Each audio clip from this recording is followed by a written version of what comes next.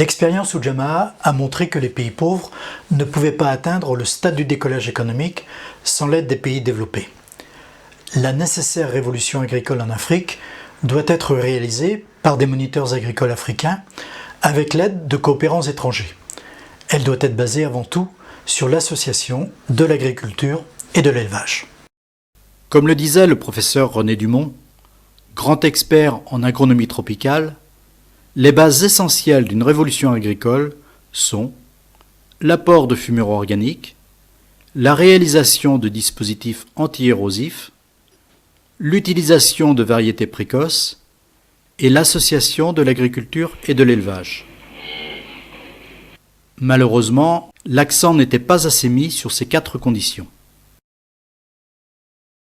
L'idée fondamentale du président Nyerere, qui revient constamment dans ses discours, est celle de la dignité. Une dignité basée sur l'égalité, la liberté et le respect mutuel.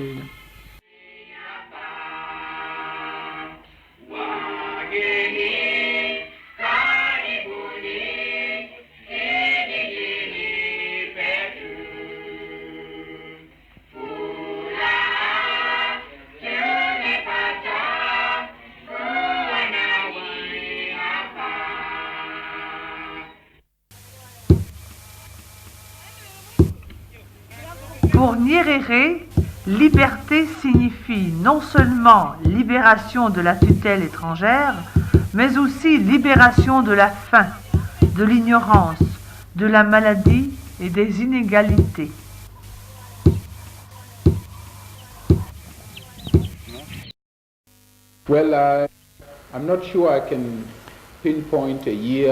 Bien, je ne suis pas certain de pouvoir préciser une année ou indiquer le moment où la Tanzanie pourra atteindre ce niveau. Je crois que cela dépend de la façon dont les pays développés accepteront d'introduire un nouvel ordre économique international dont le Mwalimu a parlé depuis longtemps dans plusieurs forums internationaux. Fondamentalement, cela signifie de taxer les pays riches au bénéfice des pays pauvres. Ce que nous avons maintenant, c'est de vendre notre production aux pays riches. Ils décident des prix et ensuite nous achetons des produits manufacturés de ces pays. Ils en déterminent aussi les prix. Aussi longtemps que cette situation continuera, je ne crois pas que nous pourrons atteindre une économie qui nous soit favorable. Alors plus nous introduirons tôt un nouvel ordre économique international, plus la Tanzanie sera capable rapidement d'atteindre ce but.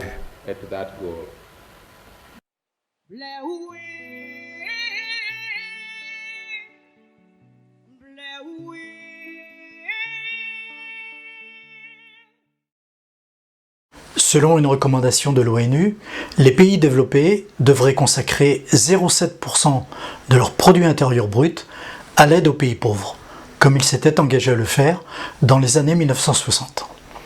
Pour cela, il faudrait que la France augmente son aide publique au développement, car elle n'est aujourd'hui que de 0,5%. D'ailleurs, seuls quelques pays d'Europe du Nord réalisent cette recommandation de l'ONU. Par ailleurs, les particuliers qui le peuvent sont invités à verser 1% de leurs revenus pour les pays en espoir de développement. C'est sans doute la meilleure manière de limiter l'immigration et de permettre le développement des pays pauvres.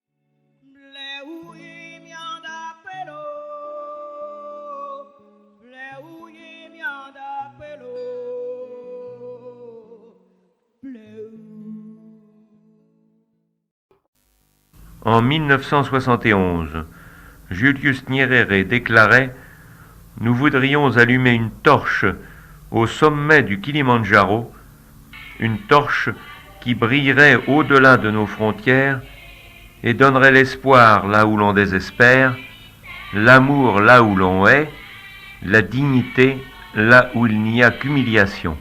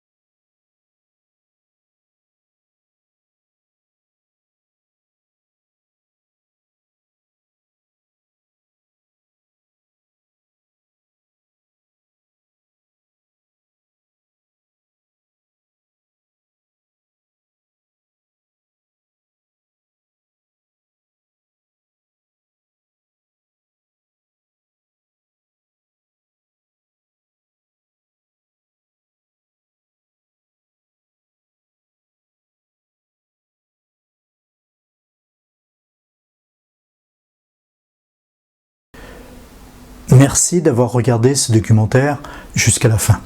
Ce film constitue un document historique car c'est le seul film français sur l'expérience Ujamaa.